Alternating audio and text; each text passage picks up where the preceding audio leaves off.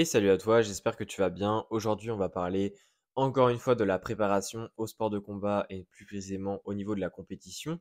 J'ai déjà parlé dans le mois dernier de comment se déshydrater et surtout comment se réhydrater, hein. J'en ai parlé il y a pas longtemps ce mois-ci pour justement ta compétition de sport de combat ou même ta compétition de powerlifting. Et évidemment, c'est une stratégie qui est super importante, mais il faut comprendre que selon comment se structure ta compétition, donc c'est-à-dire comment, enfin le temps que tu as entre ta pesée et ta compétition, mais surtout le temps aussi que tu as avant ta pesée, eh bien la stratégie ne sera pas la même et parfois il n'y a pas seulement la déshydratation qui est intéressante, mais surtout ce qu'on appelle le fait de réduire ces taux de glycogène pour par la suite les augmenter en pic lors de ta compétition pour que tu puisses être au top lors de ton combat. Et évidemment, j'ai prévu 2 épisodes à ce sujet, c'est-à-dire que j'ai prévu un épisode où je vais parler de comment diminuer correctement tes stocks de glycogène pour justement que ça ait vraiment un effet bénéfique, dans ta perte de poids. Mais évidemment, je ferai aussi un deuxième épisode, pardon, sur comment réaugmenter tes taux de glycogène juste avant ton combat, mais après ta pesée évidemment, pour justement que tu puisses être au top lors de ton combat. Donc aujourd'hui, je vais évidemment parler de la première étape qui est de comment diminuer ce taux de glycogène de manière intéressante et de manière efficace. Tu vas voir que c'est une stratégie qui est extrêmement simple. Alors, je n'ai pas dit qu'elle est facile à suivre, mais je dis qu'elle est simple à comprendre. Ici, je vais l'expliquer et je vais t'expliquer déjà pourquoi est-ce que ça peut être vraiment intéressant. Alors déjà, pourquoi est-ce que ça peut être vraiment intéressant en plus du fait de te déshydrater? Eh bien, tout simplement parce que diminuer ces taux de glycogène, eh bien, c'est en théorie très très très intéressant. Et évidemment, en pratique, ça l'est aussi. C'est-à-dire qu'une molécule de glycogène, concrètement, qu'est-ce que c'est? Eh bien, ce sont des glucides qui sont stockés à la fois dans tes muscles et dans ton foie. Et en fait, ces glucides-là, de base, ont un rôle extrêmement important pour ton énergie.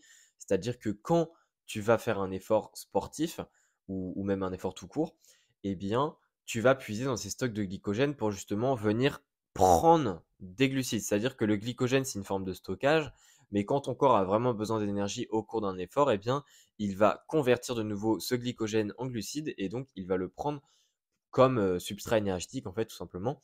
Et donc, autrement dit, avoir beaucoup de stock de glycogène, ça permet d'avoir une meilleure réserve d'énergie lors de l'effort et donc d'avoir de meilleures performances sportives.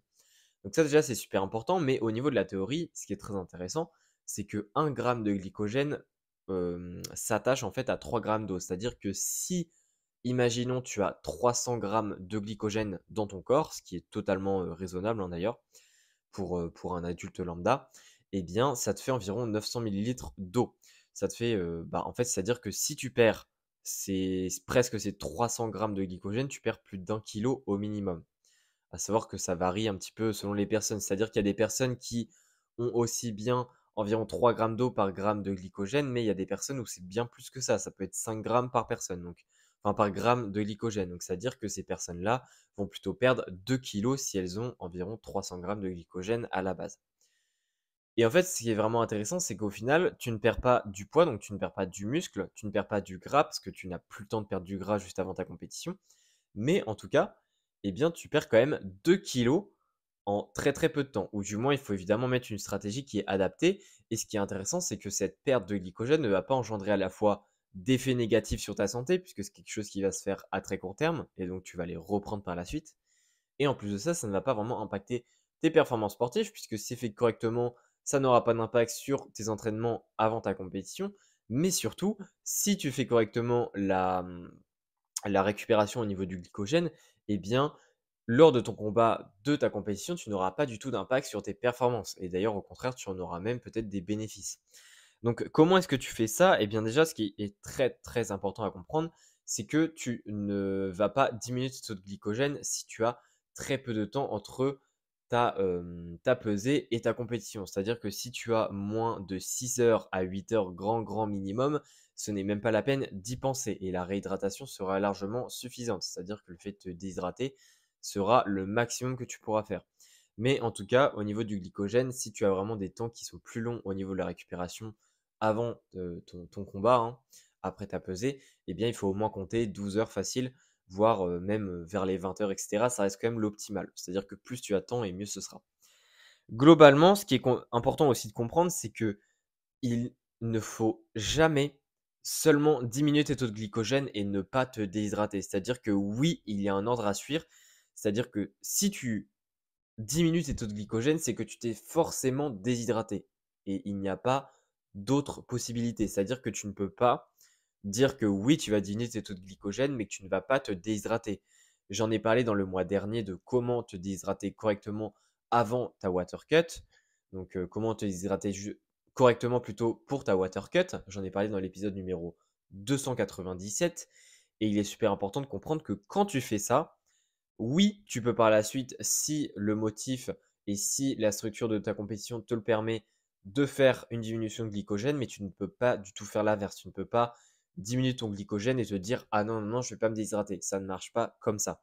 La récupération du glycogène que je vais parler dans l'épisode prochain, donc dans une semaine, n'est pas du tout et ne demande pas du tout le même timing que la réhydratation. Et la réhydratation demande beaucoup moins de temps que de reprendre ses stocks de glycogène.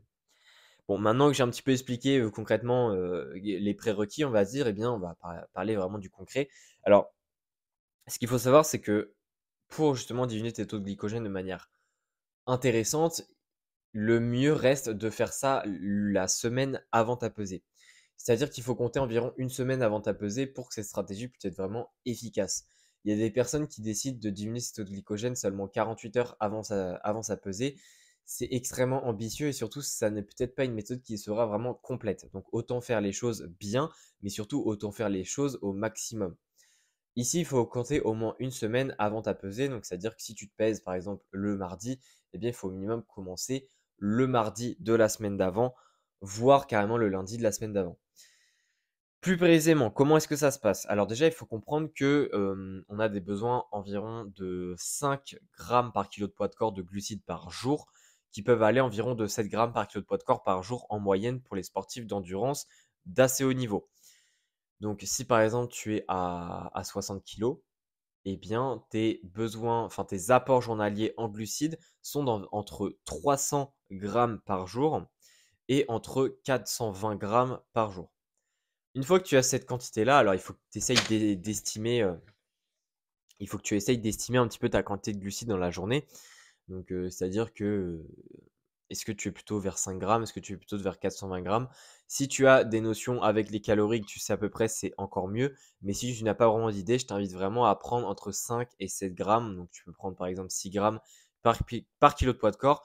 L'idée, c'est que tu aies vraiment une donnée qui est quand même raisonnable par rapport à ce que tu penses consommer. Mais je t'invite vraiment, si tu as un doute, à faire une journée où tu comptes vraiment tes calories, donc une journée où tu manges normalement. Et comme ça, tu te rends vraiment compte de l'apport en glucides que tu as.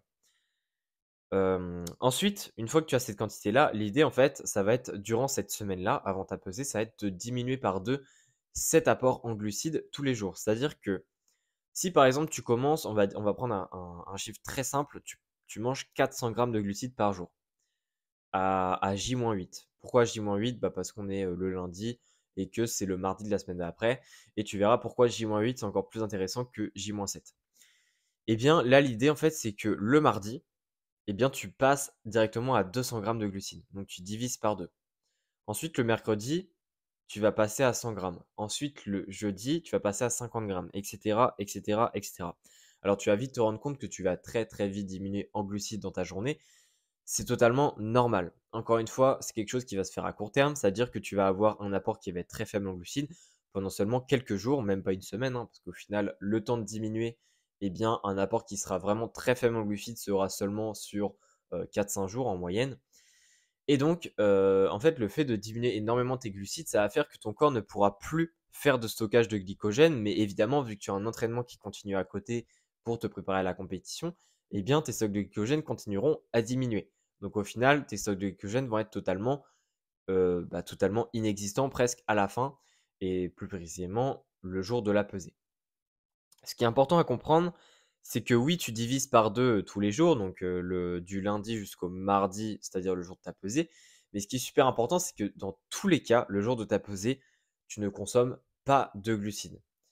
Pourquoi? Bah, parce que si tu consommes déjà une très très petite quantité de glucides, c'est-à-dire 50% de ce que tu avais consommé, imaginons le lundi, donc le jour juste avant ta pesée, ça n'a pas beaucoup de risque. Mais le risque, c'est que tu en consommes un petit peu trop et que ça te crée un effet rebond. Et cet effet rebond, parfois, peut avoir un effet de rétention d'eau. C'est une des pires choses qui peut se produire juste avant ta pesée, surtout si tu as fait tout le reste comme il faut.